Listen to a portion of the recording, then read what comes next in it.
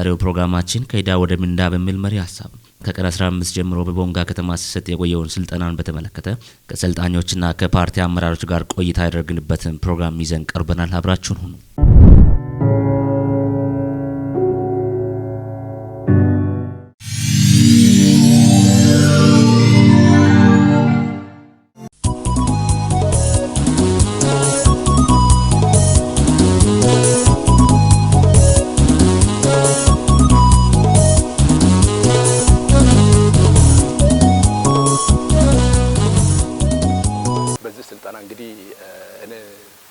ብዙ ግንዛቤዎችን አግኝቻለሁ ማለት እችላለሁ። እንግዲህ ስልጠና መውሰድና ከውጭ መመልከት የተለያዩ ነገሮች ናቸው። በዚህ ላይ እንደው የስልጠናው ሰነዶች ራሱ አንዳንድ ሳይንሳዊ ናቸው። በራስ በግልም ለምሳሌ ያህል ሀብትን በአግባብ የመጠቀም ሁኔታ ሀብት ከራሳችን ሀብት መስላል። እንግዲህ ሀብት ሲባል መሬት ላይ ያለ ሀብት አለ፣ ከመሬት በታች ያለ የሰው ሀብት አለ፣ የሰው አቅም የተለያዩ ሀብቶች አሉ። እነዚህ ሀብቶች በአግባቡ ያለ መጠቀማችንን ብንጠቀም ከፍተኛ እምርታ ከፍተኛ ለውጥ ማምጣት እንደምንችል በዚህ ስልጠና ግንዛቤ አግኝቻለሁ ማለት እችላለሁ። ሌሎች ርዕሶችም አሉ። ለምሳሌ ያህል ትርክቶችን በተመለከተ ገዢ ትርክት እንባላለ። ይሄ ጠቅላላ ብሔራዊና አንድ አስተሳሰብ ያለው ትርክት ነው። ይሄ አገራዊ ትርክት ነው። እርስ በርስ ተግባብተን በመስማማት እስከ ላይ የጋራ ትርክት በገዢ እንወስዳለን። ለዛ ደግሞ ኢትዮጵያ በነጠላ ትርክት ጉዳት የደረሰበት ዘመናት ጦርነቶችና ችግሮች ግጭቶች የተስተዋሉበት መሆኑን በዚህ ስልጠና ግንዛቤ አግኝቻለሁ ማለት እችላለሁ። ለኔም በግሌ ለህይወቴ በጣም የተማርኩበት ትልቅ ነገር እንደሆነ ለራሴ በጣም ለህይወቴ የወሰድኩት ነገር ነው። ስልጠናው ለሁሉም በጣም አስፈላጊ እንደሆነ ሰው ሁሉ በጣም ደስ በመሰኘት ተረጋግቶ ሁሉም ስልጠናውን እየተካፈለ ያለበት ነገር ነው። ይሄ ስልጠና እንግዲህ ለኛ ብቻ ሳይሆን ለሁሉም ራሱ አባል ላልሆነውም አስፈላጊ ነው። አባል ላልሆነም እያንዳንዱ ሳይንስ ነው እያሳየ ያለው ሰነዱ። እያንዳንዱ ነገር ሳይንስ እንጂ ፖለቲካ አይደለም። በጣም በህይወታችን ያለውን ነገር የምንሰራውን አገልግሎት እንዴት እየሰጠን እንዳለን መስሪያ ቤት ላይ ሁሉ ያለንበትን ይዞታ ሁሉ ያሳየ ስልጠና እንደሆነ በጣም አስፈላጊ ነው። ግን ስልጠናው በቃ አሁን ሰፋ ያለ ጊዜ ቢኖረውና በቡድንም እየተወያየን ልክ ከላይ ከሀገር ደረጃ ጀምሮ ብዙ ጊዜ ረጅም ጊዜ ወስዶ በደም ሰልጥነዋል።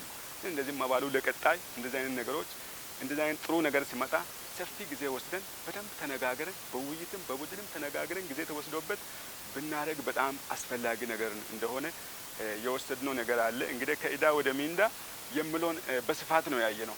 ኢዳ ምንድነው ሚንዳ ምንድነው የምለውን ነገር ጽንሰ ሐሳብ በደንብ ነው የተረዳነው። ስለዚህ ኢዳችን ምንድነው ሚንዳችን ምንድነው ሀብታችን ምንድነው የምለውን ነገር ሰነዱ በጣም ያስቀመጠበት ነገር አለ። እንደ ቦንጋ ምን ሀብት አለን የምለውን ነገር እኛ የወሰድነው ነገር አለ። ብዙ መሬት አለን፣ ብዙ ፏፏቴዎች አሉ፣ ገዳማት አሉ፣ ቅርሶች አሉ፣ ብዙ የቱሪስት መዳረሻ የሚሆኑ ነገሮች እንደ ቦንጋ ያሉ እንደሆነ ከምንም በላይ ምቹ የሆነ ነገር በአካባቢያችን ያለ መሆኑን ያን ነገር ግን ያልተጠቀምን እንደሆነ በራሳችን ውስጥ አድርገን የወሰድነው ነገር አለ። ይሄን ሀብት በትክክል ከተጠቀምን በአንድ ሆነን ሁላችን ይሄንን ከተጠቀምን በጣም ማደግ እንችላለን። ስልጠናው በጣም ጠቃሚና ማንንም ሊለውጥ የሚችል ምክንያቱም ስልጠናው በአንድ ነገር ፖለቲካ ጉዳይ ላይ ብቻ የተገደበ አይደለም። እያንዳንዳችን ለህይወታችን የሚያስፈልጉትን ለሌላው ማህበረሰብም ብሎም ለግላችን የሚያስፈልጉትን ነገሮች ያስተማረንና ያሰለጠነን ነው እንጂ ዝም ብሎ እንደ ከበፊት የሚለየው ሁሉን ሰነዱ ዳሶ እዛ ላይ ተወያይ ብሎ እድሉን ሰጥቶን ጊዜ ሰጥቶ ፓርቲው እኛን እዚህ ቦታ ስላደረገ ይሄን ስልጠና በማግኘት ራሴ እድለኛ ነኝ ብዬ ነው የምወስደው። ወደ 7 አመት ነው ብልጽግናችን። ከዛ ወደ ይሄ ስልጠና አሁን እየተሰጠ ያለው ስልጠና በጣም ስንመኝና አባላቱ ሲጠይቅ ነበር ስልጠና መሆኑን። አንደኛ ይሄ ስልጠና ደግሞ በዛሬ ሲደረግ ዛሬ 3ኛ ቀናችን ሲደረግ በጣም ነው ደስ ያለን። ሁለተኛውንም መቀጠል ያለበት አባላትን ለመገንባት እነዚህ ስልጠናዎች መንግስት በራሱ ብልጽግና ፓርቲ በራሱ ፕሮግራም ይዞ የዚህ አይነት ስልጠና አባላትን እየገነባ መሄድ አለበት። ይሄ ስልጠና በእኛ ብቻ ሳይሆን በአባሉ ብቻ ሳይሆን ታች እስከ ማህበረሰቡ መውረድ ያለበት የሚል ነው። በቅድሚያ ይህ ስልጠና በአገር አቀፍ ደረጃ እንደ ብልጽግና ፓርቲ አመራር በየደረጃ ላይ ያለው በተለያየ ዙር ሲሰጥ የመጣ ነው። ይህ አሁን በከተማችን የተሰጠ ያለው የአባላትና የታችኛው የቀበሌ አመራር ስልጠና 5ኛ ዙር ስልጠና። የስልጠናው ዋና ዓላማ የአመለካከትና የተግባር አንድነትን በመፍጠር አባሉና አመራሩ ከሱ የሚጠበቅበትን ግዴታ የበለጠ እንዲወጣ ማድረግና ማስቻል። በተለያዩ ጊዜያት አባላት በተለያየ መድረክ ላይ በህዋሲም ይሁን በመሰረታዊ ድርጅት ውይይት ላይ ጥያቄ ያነሱ ነበር። ፓርቲያችን ለአባሉ ስልጠና አይሰጥም፣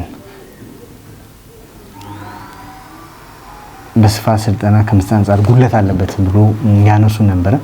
ይህ ጥያቄ ደግሞ በደረጃ ሲነሳ ያው ወደ ማዕከልም ይደርሳል፣ ከታች እስከ ላይ ይደርስ ነበር።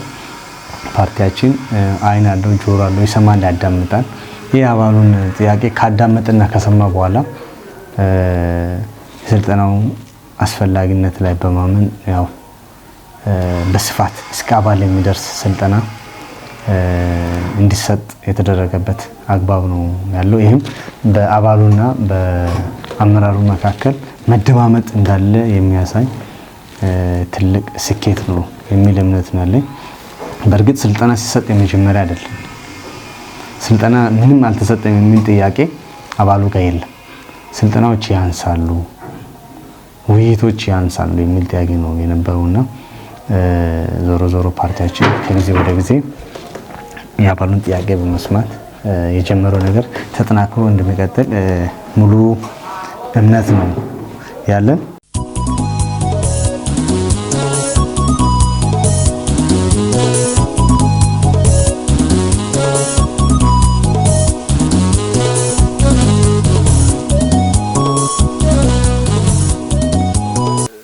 መድረኮችም በስልጠናም ሆነ በተለያዩ የሚያስተላልፉ መልእክቶችንም እንደገና መሬት የወረዱ ለምሳሌ እንደው በቅርብ በደቡብ ምዕራብ ላይ የተከፈቱ ፓርኮች አሉ።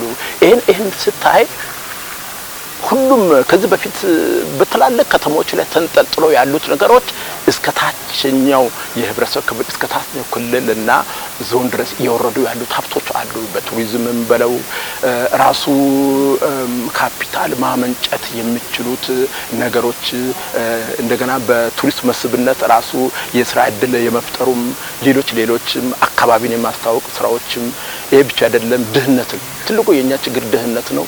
ድህነትን ለመቅረፍ እየተደረጉ ያሉ ጥረቶች ማሳያው አሁን ስና ያሉ ጅምር ሁኔታዎች ከፍተኛ ማሳያ አለ። ለውጥ እየመጣ ይሄዳል የሚል እምነት ነው ያለኝ። የገጂ ትርክት የምለው ነገር ትላንት ያየነው ሰነድ በጣም ወሳኝ እንደሆነ ገጂ ትርክት እንደ ሀገር ህብረ ብሔራዊነትን ሀገራዊነትን የሚያሳይ እንደሆነ አሁን ያለው በሰነዱ የተቀመጠው በክልል በብሔር በጎጥ መከፋፈል ለሀገር አስፈላጊ እንዳልሆነ ሀገራዊ አስተሳሰብን ሁሉም ዜጋ መያዝ እንዳለበት ሁሉም ፓርቲ መያዝ እንዳለበት ለኢትዮጵያ አንድነት ለኢትዮጵያ ለውጥና እድገት ሀገራዊ አስተሳሰብ ይዞ ሁሉም መነሳት እንዳለበት ያስቀመጠ ነገር ነው። ግን አሁን ነጠላ አስተሳሰብ ያላቸው ነጠላ ትርክት ያላቸው ቡድኖች ከዚህ አስተሳሰብ መውጣት እንዳለባቸው ነጠላ የሆነ ነገር አስተሳሰብን መቃወም እንዳለብን በተለይ ሶሻል ሚዲያ ላይ ብዙ ነገሮች ላይ የሚነዙ ነገሮች አሉ። እውነት ያልሆነውን ነገር በሬ ወለደ ብሎ የሚነዙት ነገር ለአባሉ እዚህ ላይ ሼር ከሚያደርግ ኮሜንት ከሚያደርግ ላይክ ከሚያደርግ ምንድነው እውነታ የሚለውን ነገር ተረድቶ ያን ነገር በትክክል እውነቱን ነገር ብቻ ማየት እንዳለበት መንግስት ከላይ ያላደረገውን ነገር አደረገ በሚለው ወደዛና ወደዚህ ከመል ሀገራዊ አስተሳሰብ ይዞ ጥሩ ያልሆነውን ጥሩ አይደለም መንግስት ያደረገውንም መልካም ነገሮችንም ጥሩ ነገሮችን እያነሳን ይሄን ያው ሀገራዊ አስተሳሰብ ገጂ ትርክት በጣም ወሳኝ ሰነድ እንደሆነ ያስቀመጥነው ነገር አለና ያው ስልጠናው በጣም ወሳኝና ወሳኝ አስፈላጊ እንደሆነ የወሰድነው ነገር አለ። አሁን እዚህ ያለው አባላት አጠቃላይ እስከ ህዝብ እንዲወርድ ነው ጥያቄው። ህዝብ ላይ ይውረድ፣ እኛ ልንገነባ ይገባል። ይሄ ስልጠና በጣም ደስ ብሎናል። ሳንገባ ግን ምንድነው ብለን ነበር። አሁን ስንገባ ያው ስለ ሰላም በሶስቱ አጀንዳ ዙሪያ ላይ ሲነጋገር መጀመሪያ እንግዲህ ሀብት አሰባሰብ ነው።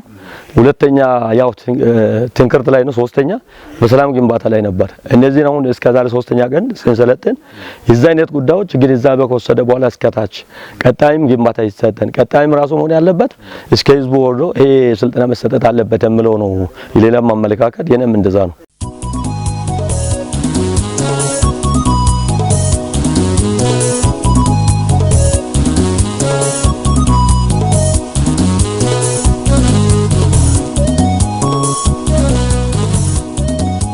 ይህ በከተማችን ሰኞ ዕለት ነው የጀመረው የስልጠና 6 ቀጠናዎች አሉ። በስድስቱም ቀጠና በሶስት የተለያዩ ርዕሶች ላይ የመጀመሪያ ሀብት መፍጠር፣ ሀብት ማስተዳደርና ጊዜን መግራትና ራስን መምራት በሚል ላይ ሰፊ ውይይት የተደረገበት ነው። ይህም ሀብት ምንድነው?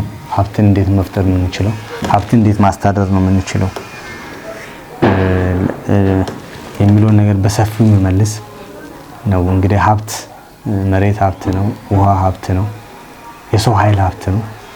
የስራ መፍጠር አቅም ወይም ኢንተርፕረነር መሆን በራሱ ሀብት ነው። እነዚህ ነገሮች አቀናጅተን ሳንበለጽግ መኖር የለብንም። ወደ ብልጽግና መሸጋገር አለብን። ወደ ብልጽግና ለመግባት ሀብት ወሳኝ፣ ያለ ሀብት ብልጽግና አይረጋገጥም። ስለዚህ ሀብት መፍጠር ላይ እያንዳንዱ አባል ሚና ምንድነው የሚለውን ነገር በስፋት የሚያሳይና አባሉም የራሱ ሚና ከዛ በመውሰድ ከሱም ይጠበቃል። ሁሉም ነገር እጃችን ላይ ነው ያለው፣ ከላይ የሚመጣ ነገር የለም። ስለዚህ አባሉ ይሄን ተገንዝቦ በደንብ ወደ ተግባር በመግባት ከራሱ ህይወት በመቀየር አልፎ ለሀገር፣ ለአህጉር፣ ለዓለም መብቃት አለበት የሚል እምነት ነው ያለው። እንግዲህ በነዋሪ ግንባር ብቻ አይደለም የስልጠናኛ ከተማ ላይ የተሰጠ ያለው፣ በኢንተርፕራይዝ ግንባርም የተሰጠ ነው ያለው። ሌላው በመንግስት ሰራተኛ ግንባር ነው፣ ፓብሊክ ሰርቪስ ግንባር የተሰጠ ነው ያለው። ፓብሊክ ሰርቪሱ ከኢንተርፕራይዝ እና ከነዋሪ ግንባር ላይ የሚያደርገው 4 ቀን በአራት በተለያዩ ርዕሶች ላይ የሀብት መፍጠር አንዱ ነው። ገዢ ትርክት ሁለተኛው ነው። ሶስተኛው ሰላም እሴትና ግንባታ ነው። አራተኛው ደግሞ የፓብሊክ ሰርቪስ ሪፎርም አገልጋይነት ስልጡን ፓብሊክ ሰርቫንት በሚል ላይ ነው የተሰጠ ያለው። እነዚህ ስልጠናዎች አባሉን ለስራው ብቻ አይደለም የሚጠቅሙት፣ እያንዳንዱን ነጥብ ባየን ቁጥር ለግል ህይወት ጭምር የሚጠቅሙና የሚያግዙ ስለሆነ ሰው ወደ ራሱ ወስዶ እንዲያይ ያደረገ ነው። በዚህ ስልጠና ደስ የሚለውና ለየት የሚለው ነገር አብዛኛው ሰው ወደ ራሱ ያየበትና ከኔ ምን ይጠበቃል የሚለው ነገር በደንብ የሚገልጽ ነው።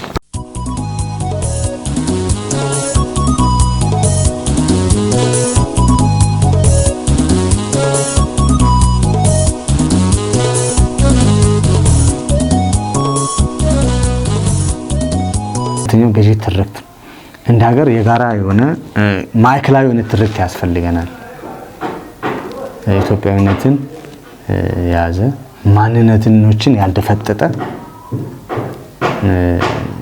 ማዕከላዊ የሆነ ትርክት ያስፈልጋል። እዛ ላይ ያሉ ክፍተቶችን እንዴት ተደርጎ መታረም እንዳለባቸው የሚያሳይ ትልቅ የአስተሳሰብ ለውጥ፣ የአመለካከት ለውጥ በአባሉም ሆነ በማንኛውም ግለሰብ ላይ ተገቢውን ትምህርትና እይታ እንዲኖር የሚያደርግ ርዕስ ነው። በሰፊው የተደረገበት።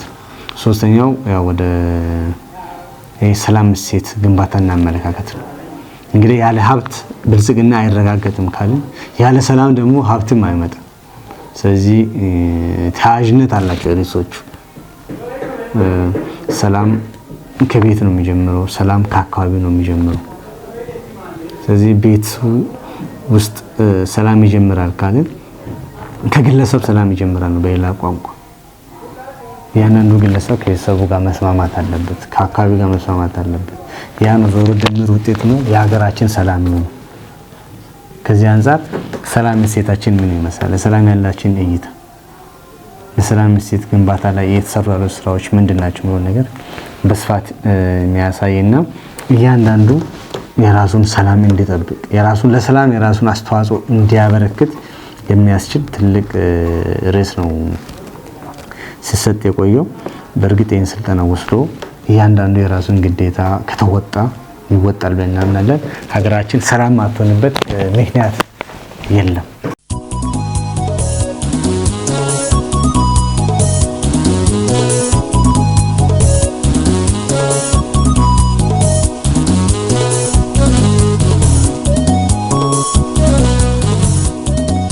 ስልጠና ባርከኛ የምንጠብቀው ምንድነው? ይህ የኛ ግንዛቤ በዚህ ያገኘው ግንዛቤ እንግዲህ እንደ ፓርቲ ይህ የስልጠና መርሃ ግብር እስከ ታችኛው የህብረተሰብ ክፍል ቦርድ እነ ደስተኛ ነኝ።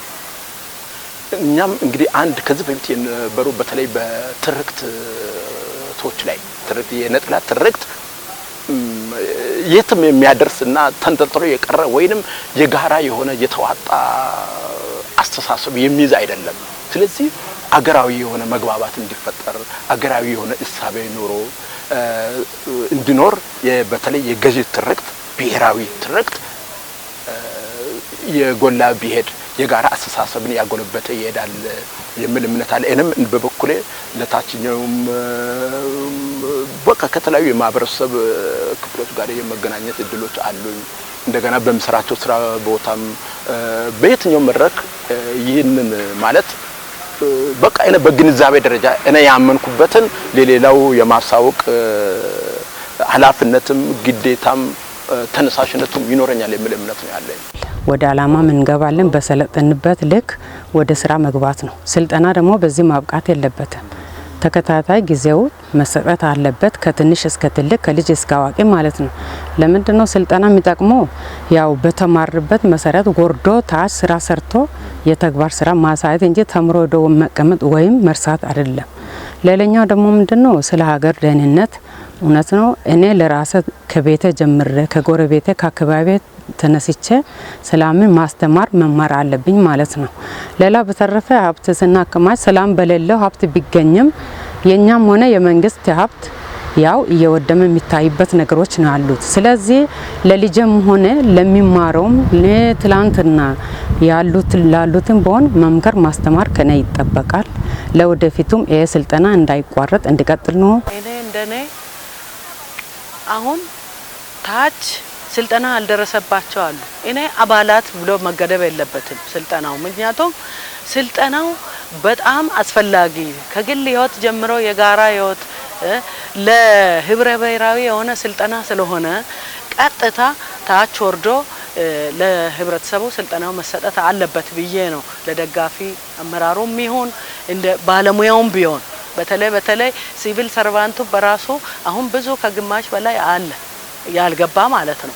እነዚህ አገልግሎት አሰጣጥ ላይ እዛ ሴክተሩ ላይ በአግባቡ እንዲያገለግል እያንዳንዷን ነገር አውቆ በግልጸኝነት የክህሎት ጋፕ ካለ በሚመደብበት ስራ መደብ ላይ በአግባቡ ስልጠናው እንደሰጠን በግልጸኝነት ምደባን፣ ዝውውርን፣ ቅጥርን በተመለከተ ብሎ ስልጠና ሰጥቶናል። በዛ መሰረት በአግባቡ ሲቪል ሰርቫንቱ ስራውን የተሰጠውን ኃላፊነት በውጤት እንዲወጣ ማድረግ አለብን፣ መገምገም አለብን። የሚመጣው ከስተመራችን ማለት ነው። ከስተመር ከሌለ እዛ መቀመጣችን ምንም ትርጉም ስለሌለ ከስተመሩ ሲመጣ በአግባቡ በአክብሮት በጥሩ ስነ ምግባር ተቀብለን መፈጸም ያለብንን አገልግሎት መስጠት ያለብንን አገልግሎት መስጠት አለብን ብዬ ነው እኔ ማስበው ሴክተር ላይ ስንወስድ ማለት ነው። አሁን ፓብሊክ ሰርቫንቱ ምንድነው እየሰራ ያለው? ግዴታውን በአግባቡ የተወጣ ነው ወይ? 8 የስራ ሰዓቶች አሉ። እነዛ 8 ስራ ሰዓቶች በአግባቡ የተወጣ ግዴታውን እያገለገለ ነው ወይ? አገልጋይነት ራሱ ምንድነው? የአገልጋይነት መንፈስን መላበስ ይፈልጋል።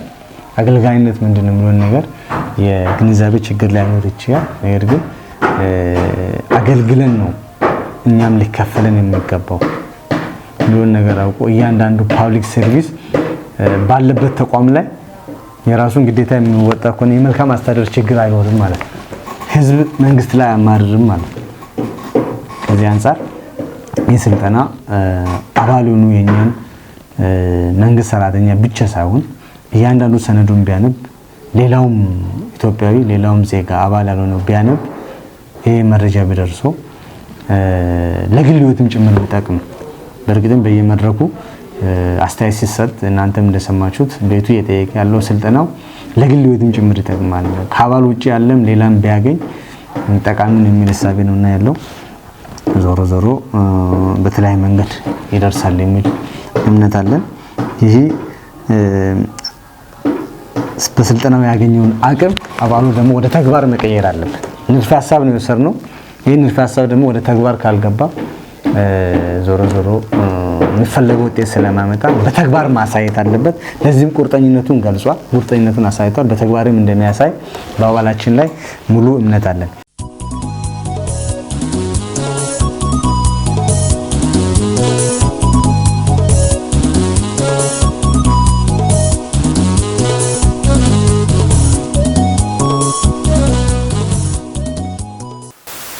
እንደው በዚህ በደቡብ ምዕራብ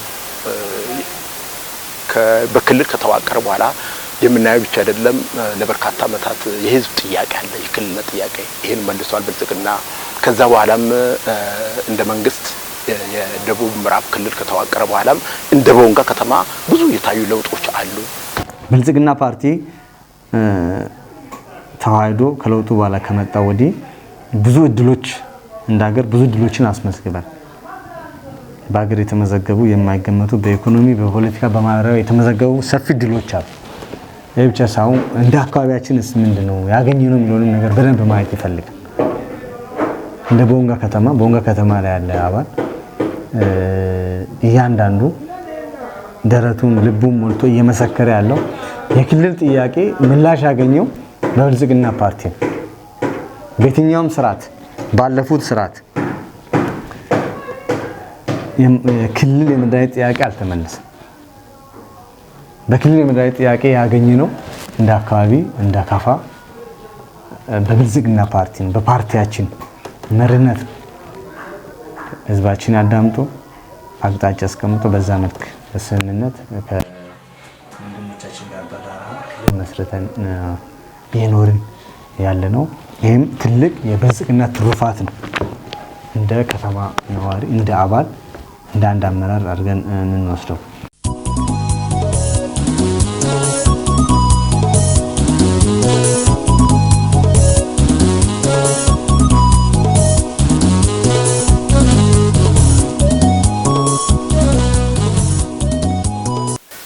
ጠቅላይ ሚኒስቴራችን የመጣው በአግባቡ መጥቶ ምንድነው ችግራቸው?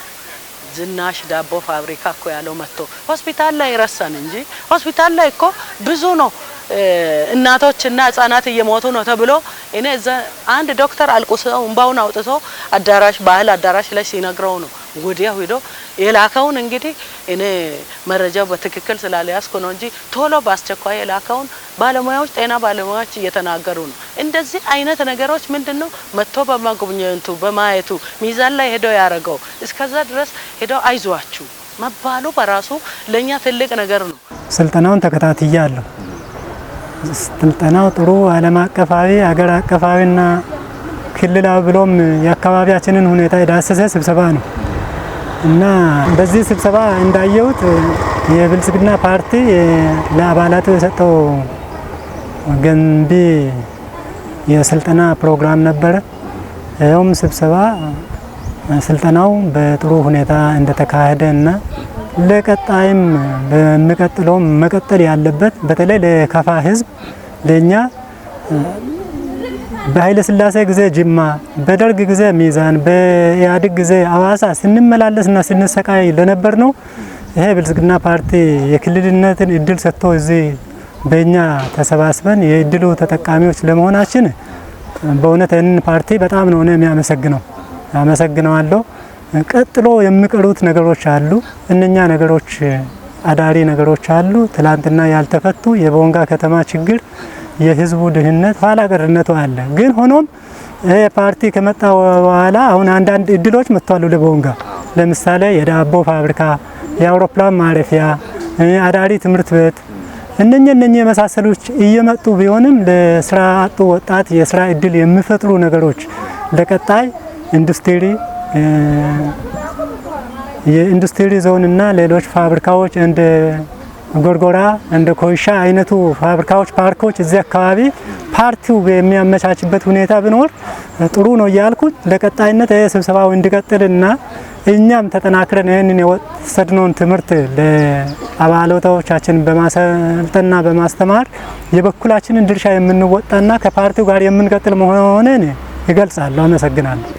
ሁለተኛ ደግሞ በባለቤታቸው በኩል በወይዘሮ ዝናሽ ታያቸው የዳቦ ፋብሪካ ተቋቁሞልን እሱም ስራ ጀምሯል። ለውጦች አሉ። ለውጦች ምንድናቸው? አንደኛ አሁን የዳቦ ፋብሪካው ራሱ ዳቦ ፋብሪካ ለብዙ ለረጅም በተለያዩ መንግስታት ፋብሪካ የሚባል ነገር አናውቅም። ፋብሪካውን የብልጽግና ትሩፋት ነው ዳቦ ፋብሪካ። ሁለተኛ ላይ ይሄ ኤርፖርት ራሱ አሁን ለኛ የተፈቀደው ብዙ ትልቅ ነገር ነው። ሶስተኛ ደግሞ አንድ የረሳሁት ምንድነው ደቡብ ምዕራብ ክልል ራሱ በራሱ እኛ ለብዙ ኪሎ ሜትር ተጉዘን ስንሄድ የነበረው ከዚህ አዋሳ ስንሄድ የነበረው ኪሎ ሜትር አሁን ደቡብ ምዕራብ ያው በብልጽግና ትሩፋት ነው ደቡብ ምዕራብ ክልል ተብሎ የተሰየመው። ይሄ ሁሉ የማን ትሩፋት ነው? የብልጽግና ትሩፋት ስለሆነ በተለይ ለውጦች አሉት። ለውጥ እንዳለም ሁሉ እንግዲህ አንድ ሰው ያዘውን ይዞ ነው ሌላው ይጨመር የሚለው። እነዚህን ተከትለው ብልጽግና ፓርቲ አሁንም ሌላ ስራ እየሰራ ስለሆነ ለቀጣይ ቀሪ ነገሮች እነ ትምህርት ቤት የተለያዩ ነገሮች የጎደሉ ነገሮች አሉ። ይሄን ፓርቲያችን ታግሎ ያው ሌላ ቀሪ ነገሮችን እንዲያስተካክልልን ነው በራሴ በኩል ያለው። አውሮፕላን ማረፊያ አግኝተናል። ይሄም የብልጽግና ፓርቲ አሻራና ውጤት ነው። የአውሮፕላን ማረፊያ የማይታሰብ ማይገመት ጅማ ላይ ማረፊያ አለ፣ ሚዛን ላይ የተገነባ ነው። በዛ መሀል ደግሞ ቦንጋ ላይ እያደገ እየሰፋ ሊሄድ የሚችል የአውሮፕላን ማረፊያ እድል ማግኘት የብልጽግና ለህዝቡ ያለውን ክብር ለአባሉ ያለውን ክብር የሚያሳይና የሚያረጋግጥ ነው። ይህም የብልጽግና ትሩፋት ነው። ህዝቡን በየመድረኩ እየመሰከረ ያለው ነገር ነው። ሶስተኛ የዳቦና የዱቄት ፋብሪካ አግኝተናል። በቦንጋ ታሪክ ላለፉት ቦንጋ ከተቆረቆረችበት ሰዓት ጀምሮ ፋብሪካ የሚባል ነገር ቦንጋ ከተማ ላይ በመንግስት ደረጃ አልተቋቋመም። በብልጽግና ፓርቲ መሪነት የዳቦና የዱቄት ፋብሪካ በክብርት ዝናሽ ታያቸው ቀዳማዊት እመቤት ክብርት ዝናሽ ታያቸው አማካኝነት ቦንጋ ከተማ ላይ በ10 ከተሞች ሲገነባ ቦንጋ ከተማ ላይ የተገነባ። ስለዚህ 10 ከተሞች ውስጥ እድል አግኝተን የገባነው በብልጽግና ፓርቲ። እነዚህን ትሩፋቶች በአግባቡ ይዘን ማጣጣም አለብን። ሌሎች ጥያቄዎች ይኖራል። ሌሎች ጥያቄዎች ደግሞ በፓርቲያችን እንደሚመለሱ ሙሉ እምነት አለን። እንደ ሀገር የመጣሉ ውጤቶች የጋራችን ውጤቶች ናቸው። እንደ አካባቢያችን ከዚህ ፓርቲያችን ከተመሰረተና ሪፎርሙ ከገባው ወዲህ ሰፊ የሆቴል ቱሪዝም እድሎችን እያገኘ ነው። ሆቴልና ቱሪዝም ላይ አሁን እየመጡ ያሉ እድሎች ከፍተኛ ናቸው። ፍላጎቱ ቦንጋ ላይ አይን እንዲያርፍ አድርጓል። ይህም ብልጽግና ፓርቲያችን የአመራሮችን ጥንካሬ ነው። በዚህም በዞኑ አስተዳደር በልዩ ሊመሰገን ይገባል። የክልል ያሉ አመራሮች ከርዕሰ መስተዳድሩ ጀምሮ ሊመሰገኑ ይገባሉ። አካባቢው እንዲቀየር የሚያደርጉት ትብብር፣ ድጋፍ የዞን አስተዳደር ለተለት ደከመን ሰለቸን ሳይ ብልጽግና ፓርቲያችን የሰጠነውን እድል ከተማችን ላይ እንዲያርፍ የከተማውን አመራር በመደገፍ የተጫወተ ያለው ሚና ልዩ ነው። ሊደነቅና ሊመሰገን የሚገባ ነው። በዚህ አጋጣሚ ማመስገን ስላለብን ነው።